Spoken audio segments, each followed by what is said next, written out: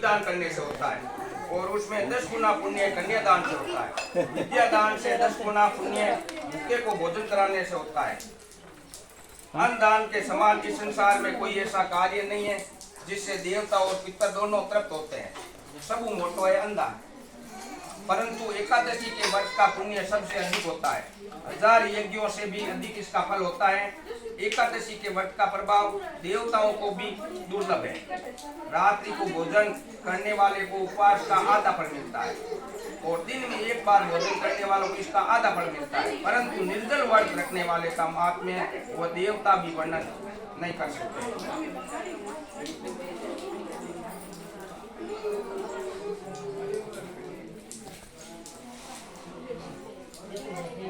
तो आपने सब मापा एकादशी व्रत विज्ञापन कराने बाद मिक्सर महीने कृष्ण पक्ष एकादशी व्रत ये तो भी मार्च में बता दूं आपने यार एकादशी बड़ी है तो क्या बता मर्गशीर्ष कृष्ण एकादशी व्रत कथा इन्हें कहते हैं उत्पन्ना एकादशी युधिष्ठिर के मिक्सर महीने की वही रात के कृष्ण पक्ष इन्हें कहते हैं उत्पन्ना एकादशी। युधिष्ठिर के भगवान आपने हजारों यज्ञ और लाख गोदान को भी एकादशी के व्रत के बराबर नहीं बताया। सतयुग में मूर नाम का एक दैत्य था, वह अत्यंत बलवान और भयानक था। उस प्रचंड दैत्य ने इंद्र, आदित्य, वसु, वायु, अग्नि आदि का सब देवताओं को पराजित करके इंद्र सहित सब देवताओं ने भयभीत होकर शिव जी से अपने दुख का कारण तथा दैत्य का वृत्तांत का और बोले, हे कैलाशपति मूर। दैत्य ने भयभीत होकर सब देवताएं मृत्युलोक में विचरण करने लगे। तब शिव जी कहने लगे, हे देवताओं, तीनों लोकों के स्वामी, भक्तों के दुखों को नाश करने वाले भगवान विष्णु की शरण में जाओ, वही तुम्हारे दुखों को दूर कर सकते हैं। शिव जी के ऐसे वचन सुनकर इंद्र आदि सब देवता क्षीर सागर में पहुंचे। वहां भगवान को शयन करते हुए देखकर इंद्र हाथ जोड़कर उनकी स्तुति करने लगे। हे देवताओं द्वारा स्तुति करने योग्य प्रभु, आपको बारंबार नमस्कार है। देवताओं की रक्षा करने वाले मधुसूदन, आपको नमस्कार, आप हमारी रक्षा करें। दैत्यों से भयभीत होकर हम सब देवता आपकी शरण में आए। इस संसार के कर्ता, माता पिता, उत्पत्ति तथा पालन करता और संहार करने वाले हैं, सबको शांति प्रदान करने वाले हैं। आकाश और पाताल में भी आप ही हैं। सबके पिता में ब्रह्मा, सूर्य, चंद्र, अग्नि, सामग्री, होमाहुति, मंत्र तंत्र, जप, यजमान, यज्ञ, कर्म, कर्ता, भोक्ता भी आप ही हैं। आप सर्वव्यापक हैं। आपके सिवा तीनों लोकों में सर तथा असर कुछ भी नहीं है। ये भगवान, दैत्यों ने हमको जीतकर स्रोत से निकाल दिया और सब देवता इधर उधर भागे भागे फिर रहे। आप उन दैत्यों को हम सब की रक्षा करें। इंद्र के ऐसे वचन सुनकर भगवान विष्णु कहने लगे, हे इंद्र, ऐसा मायावी दैत्य कौन है जिसने सब देवताओं को जीत लिया है? उसका नाम क्या है? उसमें कितना बल है? किसके आश्रय है तथा उसका स्थान कहाँ है? यह सब मुझे बताओ। भगवान के वचन सुनकर इंद्र बोले, भगवान, प्राचीन समय में चंद्रावती नगरी में नाड़ीजंग नाम का एक राक्षस था। उसी के महापराक्रमी और लोक विख्यात मूर नामक पुत्र के सब देवताओं को स्वर्ग से निकाल कर वे अपना अधिकार कर लिया। यह इंद्र, अग्नि, वरुण, यम, वायु, इस चंद्रमा, नैत्य आदि सबके स्थान पर अधिकार करके और सूर्य बनकर स्वयं ही प्रकाश करता है। वह स्वयं मेघ बन बैठा है और सबसे अजय है। हे असुर निकर्णन, उस दुष्ट को मारकर देवताओं को निर्भय बनाइए। इंद्र के वचन सुनकर भगवान कहने लगे, हे देवताओं, मैं शीघ्र ही तुम्हारे शत्रु का संहार करूंगा। तुम चंद्रावती नगरी जाओ। इस प्रकार कहकर भगवान सहित सब देवताओं ने चंद्रावती नगरी की ओर प्रस्थान किया। उस समय दैत्यपति मूर दैत्य सेना सहित युद्ध भूमि में गर्ज रहा था। उस बलवान असुर की गर्जना सुनकर सब देवता भय के मारे चारों दिशाओं में भागने लगे। जब स्वयं भगवान रणभूमि में आए तो दैत्य उनको भी देखकर अनेक प्रकार के अस्त्र शस्त्र तथा आयुध लेकर बाहर एकदम सराय है। भगवान ने उनको आता तो पापा ने कहा है सड़क के फिर समान अपने ठीक है, बाणों से बाहर उनके आएगा, बाहर शरीरों जाते। को बीन डाला। क्या पता ना, अनेक एकदम- हाँ, देवता पता उनके है हाथों में मारे गए, केवल एक मूल ही जीवित बचा। वह एवचिल भाव से भगवान के साथ युद्ध करता रहा। भगवान जो भी तीक्ष्ण बाण उसके शरीर में मारते हुए उसके लिए पुष्पों के समान हो जाते हैं। शस्त्रों के प्रहार से उसका शरीर छिन्न हो गया, परंतु वह फिर भी युद्ध करता रहा। अब वे आपस में मल युद्ध करने लगे और 10,000 वर्ष तक उनका मल युद्ध होता रहा, परंतु वह दैत्य भगवान से पराजित नहीं हुआ। तब भगवान विष्णु युद्ध से थककर बलि का आश्रम को चले गए। वहां पर एक हेमवती नाम की सुंदर गुफा थी। उसमें विश्राम करने के लिए उसके अंदर प्रवेश कर गए। यह गुफा 12 योजन लंबी थी और उसका एक ही द्वार था। विष्णु भगवान वहां आकर सो गए। वह देखकर उनको सोया हुआ देखकर मारने के लिए उद्यत हुआ। वह अभी मारने का प्रयत्न कर ही रहा था, उनके शरीर में एक अत्यंत प्रभावशाली सुंदर कन्या अस्त्र शस्त्र धारण किए हुए उत्पन्न हुई और दैत्य के सामने आकर युद्ध करने लगी। वह दैत्य उस बलवान कन्या को देखकर आश्चर्यचकित होकर उसके साथ युद्ध करने लगा। उस कन्या के ऐसे भयानक पराक्रम को देखकर दैत्य सोचने लगा कि इस कन्या को किसने बनाया है, जो ऐसा भयानक युद्ध कर रही है। वे ऐसा विचार कर और महादेवी ने उस बलवान दैत्य के रथ को चूर चूर कर दिया तथा उसके अस्त्र शस्त्रों को काटकर टुकड़े टुकड़े कर दिया।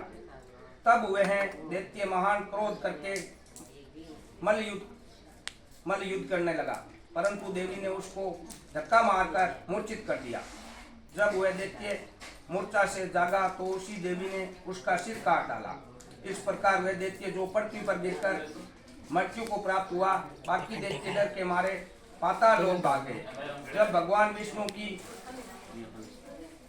निद्रा टूटी तो उन्होंने मूर्ख दैत्य को कटे सिर पर दोनों हाथ जोड़कर खड़ी हुई एक कन्या को देखा। तब भगवान उन कन्या को पूछने लगे, हे देवी, जिस दैत्य ने इंद्रादिक सब देवताएं भयभीत होकर स्वर्ग से भाग गए थे, उसको किसने मारा? वह कन्या कहने लगी, भगवान, जब आप निद्रा में थे वह दैत्य आया मारने के लिए उद्यत हुआ। उस समय आपकी योग माया द्वारा आपके शरीर में उत्पन्न होकर मैंने इस दैत्य को मार गिराया। यह सुनकर भगवान कहने लगे, हे देवी, तुमने देवताओं को भय को दूर करके बहुत बड़ा कार्य किया, अतः तुम अपनी इच्छा अनुसार वर मांगो। तब वह देवी बोली, भगवान, यदि आप मुझसे वरदान देना ही चाहते हो तो ये वरदान दीजिए, जो कोई मेरा व्रत करे उसके सब पाप नष्ट हो जाए, अंत में वह मोक्ष को प्राप्त हो। जो इस व्रत का पुण्य है उसका आधा रात्रि को भोजन करने वाले को मिले, जो एक बार भोजन करे उसको भी आधा फल प्राप्त हो। जो मनुष्य भक्ति पूर्वक मेरे व्रत में एक बार ही भोजन न करे उसको धर्म, धन और मुक्ति प्राप्त हो। भगवान कहने लगे, हे कल्याणी, ऐसा ही होगा, मेरे और तुम्हारे भक्त एक ही होंगे और वे अंत में मोक्ष को प्राप्त करके मेरे लोक को जाएंगे, क्योंकि तुम एकादशी को उत्पन्न हुई हो, अतः तुम्हारा नाम एकादशी होगा। तुम मुझसे सब तिथियों से प्रिय हो, इस कारण तुम्हारे व्रत का फल सब तीर्थों से भी अधिक फल देने वाला होगा। ऐसा कहकर भगवान अंतर्ध्यान हो गए और प्रभु के उत्तम वचनों को सुनकर एकादशी अत्यंत प्रसन्न हुई। भगवान श्री कृष्ण कहते हैं कि हे युधिष्ठिरों, सब तीर्थों के फल से एकादशी व्रत का फल श्रेष्ठ। एकादशी व्रत करने वालों में मोक्ष पद देता हूँ और उसके शत्रुओं का नाश एवं समस्त विघ्नों को नष्ट करता हूँ। ये मैंने तुम्हें एकादशी की उत्पत्ति का सब वृत्तांत बताया। एकादशी पापों को नष्ट करने वाली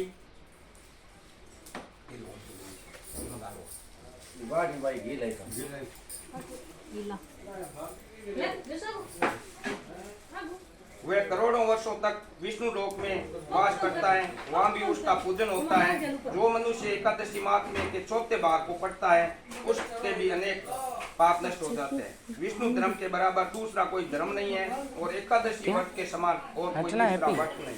सब जना सुनो नहीं। एकादशी मोटो कोई व्रत उद्यापन नहीं है। अतः मार्गशीर्ष शुक्ल एकादशी व्रत कथा बीरो नाम है अपने मिंगसर सुधी एकादशी मोक्षदा एकादशी बा मोक्ष चांदनी मिंगसर एकादशी एकादशी आप व्रत उद्यापन करवानी मिंगसर अंधार पक्को एकादशी व्रत स्टार्ट करना है। श्री युधिष्ठिर ने कहा भगवान आप तीनों लोकों के स्वामी हैं, सबको सुख देने वाले और जगत के पति हैं। मैं आपको नमस्कार करता हूँ। हे देव आप सबके हितैषी हैं, अतः मेरे संशय को दूर कर मुझे बताइए मार्गशीर्ष शुक्ल एकादशी का क्या नाम है, उस दिन कौन से देवता की पूजा की जाती है और इसकी विधि क्या है। भगवान कृपया आप मेरे प्रश्नों का विस्तार पूर्वक उत्तर दीजिए। यह सुनकर भक्त वत्सल श्री कृष्ण जी कहने लगे धर्मराज तुमने बड़ा उत्तम प्रश्न किया है, इसके सुनने से तुम्हारा यह संसार में मिलेगा। जो आप सुनो मार्गशीर्ष शुक्ल एकादशी का नाम मोक्षदा एकादशी है। उस दिन दामोदर भगवान की धूप दीप नैवेद्य आदि से भक्ति पूर्वक पूजा की जाती है। अब इस विषय में मैं एक पुराणों की कथा तुमसे कहता हूँ।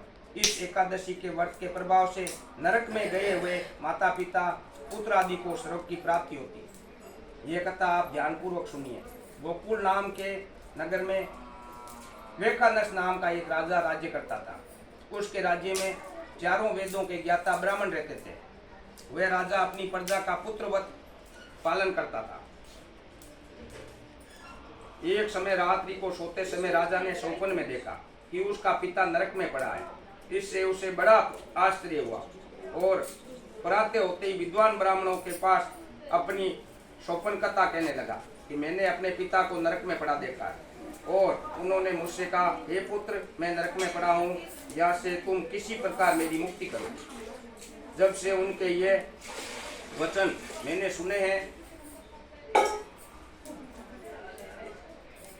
मेरे मन से बड़ी अशांति हो रही है। मुझे इस राज्य धन पुत्र स्त्री हाथी घोड़े आदि में कुछ भी सुख प्रतीत नहीं होता है। अब मैं क्या करूं, कहाँ जाऊं? इस दुख के कारण मेरा सारा शरीर जल रहा है। अब आप कृपा करके मुझे कोई तप दान व्रत आदि ऐसा उपाय बताइए जिससे मेरे पिता की मुक्ति हो जाए।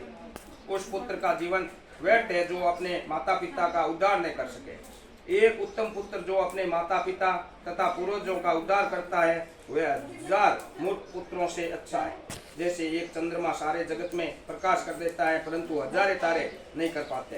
राजा के ऐसे वचन सुनकर ब्राह्मण कहने लगे हे राजन यह समीपी भूत भविष्य वर्तमान के ज्ञाता पवित्र ऋषि का आश्रम है। आपके प्रश्नों का उत्तर दे भली भांति दे सकते हैं। ऐसा सुनकर राजा मुनि के आश्रम पर गया। उस आश्रम में अनेकों शांतचित्त योगी और मुनि तपस्या कर रहे थे। उसी जगह 4 वेदों के ज्ञाता साक्षात ब्रह्मा के समान पर्वत ऋषि बैठे थे। राजा ने वहां जाकर उनको साष्टांग प्रणाम किया। पर्वत मुनि ने राजा से कुशल से पूछी। राजा ने कहा महाराज आपकी कृपा से मेरे राज्य में सब कुशल है, परंतु अकस्मात एक विघ्न आ गया जिससे मेरे मन में अत्यंत अशांति हो रही है। ऐसा सुनकर पर्वत मुनि एक क्षण के लिए अपनी आंखें बंद की और भूत भविष्य को विचारने लगे। फिर बोले हे राजन मैंने योग बल से तुम्हारे पिता के सब कुकर्मों को जान लिया। उन्होंने पूर्व जन्म में कामातुर होकर एक पत्नी को रति दी, परंतु शौच के कहने पर दूसरी पत्नी को ऋतुदान मांगने पर भी नहीं दिया। उसी पाप कर्म के फल से तुम्हारे पिता को नरक में जाना पड़ा। तब राजा बोला महात्मन मेरे पिता के उद्धार के लिए कोई उपाय बताइए। पर्वत मुनि बोले राजन आप मार्गशीर्ष शुक्ल एकादशी के उपवास करें। उस उपवास के पुण्य को अपने पिता को संकल्प कर दे। उस एकादशी के पुण्य के प्रभाव से अवश्य ही आपके पिता की मुक्ति होगी। मुनि के वचनों को सुनकर राजा अपने महल में आया और कुटुंब सहित इस मोक्षदा एकादशी का व्रत किया। ये उपवास पुण्य को राजा ने अपने पिता को अर्पण कर दिया। उस पुण्य के प्रभाव से राजा के पिता को मुक्ति मिल गई। ये स्वर्ग को जाते हुए अपने पुत्र से कहने लगा कि हे पुत्र तेरा कल्याण हो। मार्गशीर्ष मास के शुक्ल पक्ष की मोक्षदा एकादशी को जो व्रत करते हैं उसके समस्त पाप नष्ट हो जाते हैं और अंत में स्वर्ग लोक को पाते हैं। इस व्रत को बढ़कर मोक्ष देने वाला और कोई व्रत नहीं है। इस कथा में पढ़ने या सुनने से वाजपेयी यज्ञ का फल मिलता है। इस व्रत मोक्ष देने वाला तथा चिंतामणि के समान सब कामनाएं पूरी करने वाला है।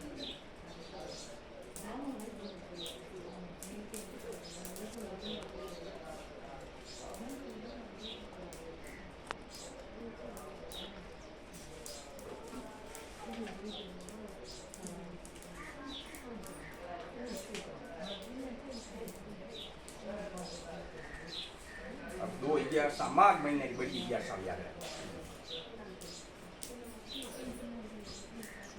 माघ महीने कृष्ण एकादशी वे भी षटतिला एकादशी। ये समय दालभ्य ऋषि ने पुलस्त्य ऋषि से पूछा, महाराज प्रतिलोक के मनुष्य ब्रह्मा इत्यादि महान पाप करते हैं, पराये धन की चोरी तथा दूसरों के उन्नति को देखकर ईर्ष्या करते हैं, साथ ही अनेक प्रकार के वैष्णव में फंसे रहते हैं, फिर भी उनको नरक प्राप्त नहीं होता। इसका क्या कारण है? वे न जाने यूट्यूब पर डाल दूंगा, देख लेना। कौन सा दान पुण्य करते हैं जिससे उनके पाप नष्ट हो जाते हैं। ये सब कृपा पूर्वक आप कहिए। पुलस्त्य मुनि कहने लगे, हे हाय बोल दे ब्लॉग में, तू देख लेना अपने अपने प्रश्न पूछा है। इससे संसार के जीवों को अत्यंत भला होगा। हाय तो बोल दे। इस वेद को ब्रह्मा विष्णु रुद्र इंद्र आदि भी नहीं जानते, परंतु मैं आपको इस गुप्त तत्व अवश्य बताऊंगा। माघ मास से लगते ही मनुष्य को स्नान आदि करके शुद्ध रहना चाहिए और इंद्रियों को वश में करके तथा काम क्रोध लोभ मोह अहंकार ईर्ष्या द्वेष आदि का त्याग कर भगवान का स्मरण करना चाहिए। पुष्य नक्षत्र में गोबर कपास तिल मिलाकर उसके कंडे बनाने चाहिए तथा उन कंडों में 108 बार हवन करना चाहिए।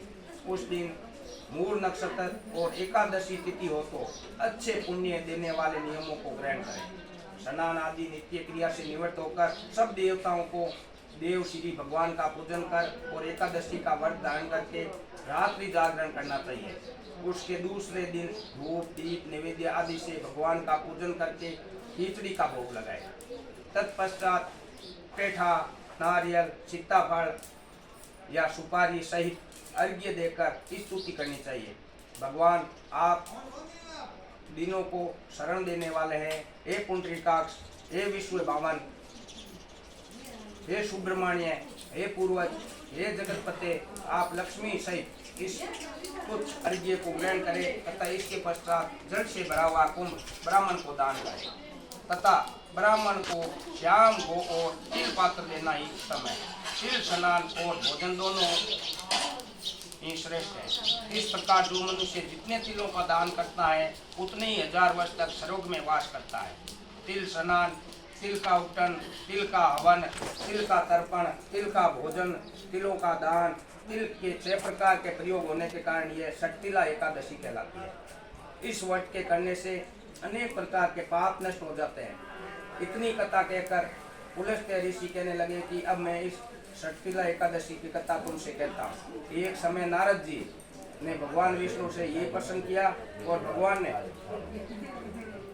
भगवान ने जो षटतिला एकादशी का महात्म्य नारद जी से कहा, मैं तुमसे कहता हूँ।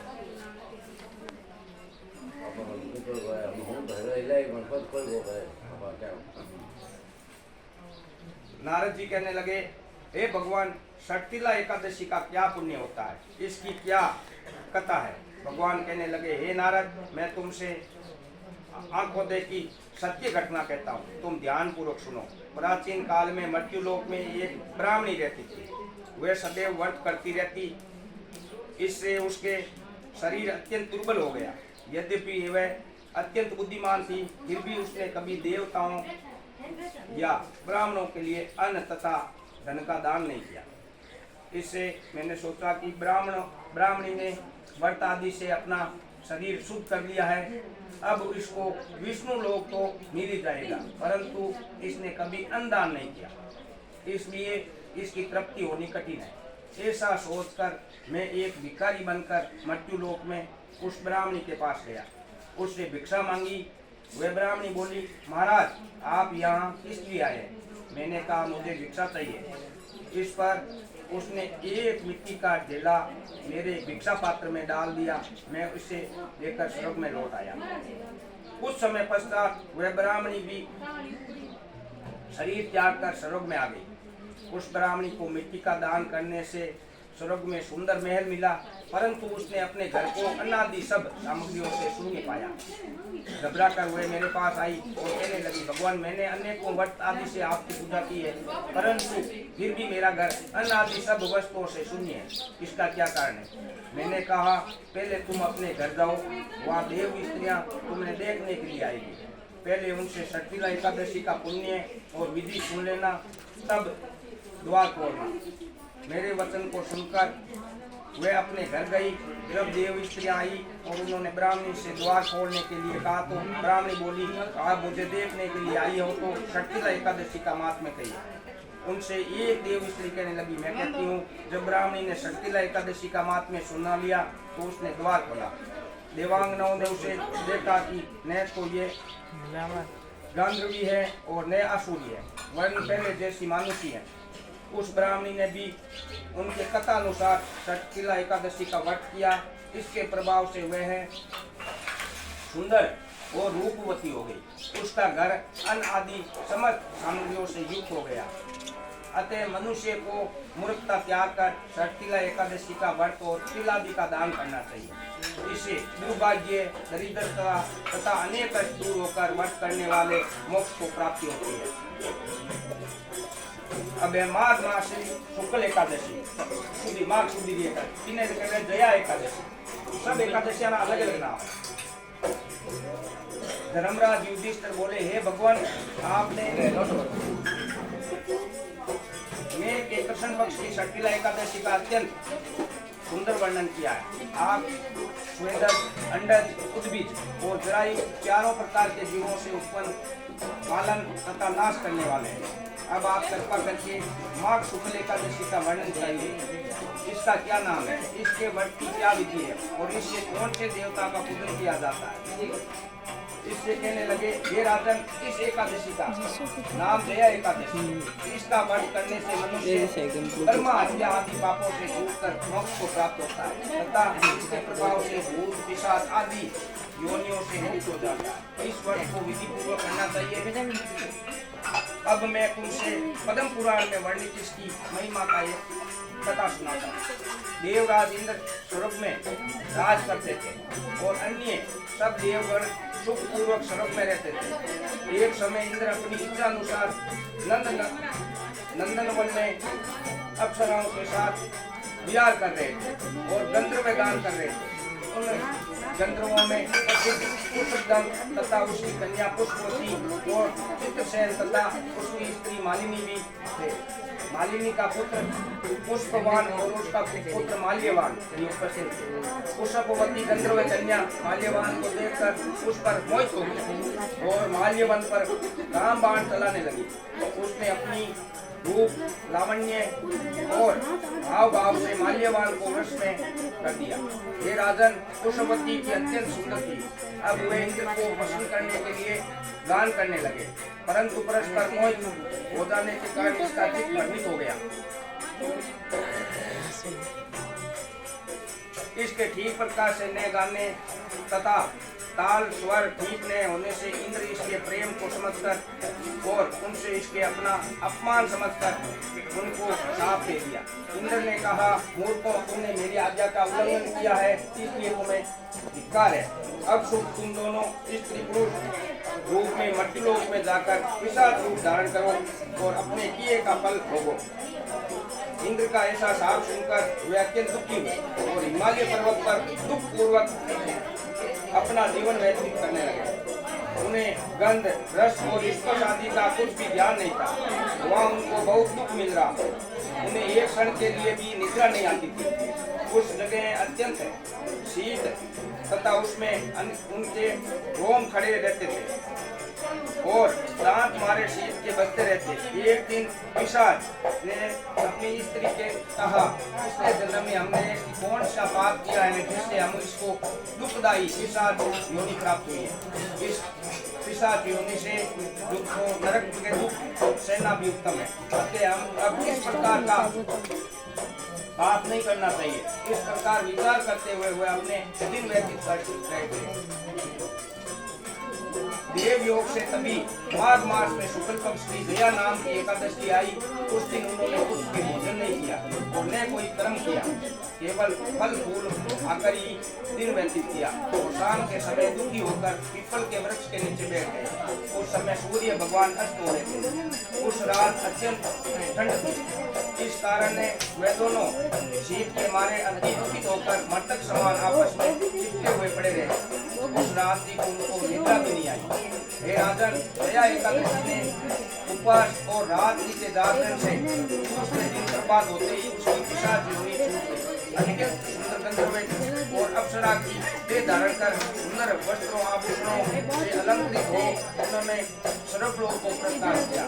उस समय आकाश में देवता गंधर्वों की स्तुति करने लगे, पुष्प वर्षा करने लगे। सर्वलोक में जाकर उन दोनों ने देवराज इंद्र को प्रणाम किया। इंद्र इसको पहले रूप में देखकर अत्यंत आश्चर्यचकित हुए और पूछने लगे, तुमने अपनी पिशाच योनि को किस प्रकार छुटकारा पाया? माल्यवान बोले, हे देवेंद्र, भगवान विष्णु की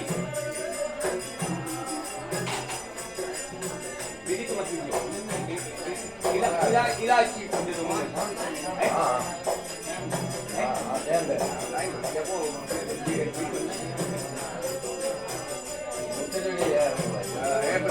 इलायची बड़ी इलायची ऊपर ले रहा हूँ मैंने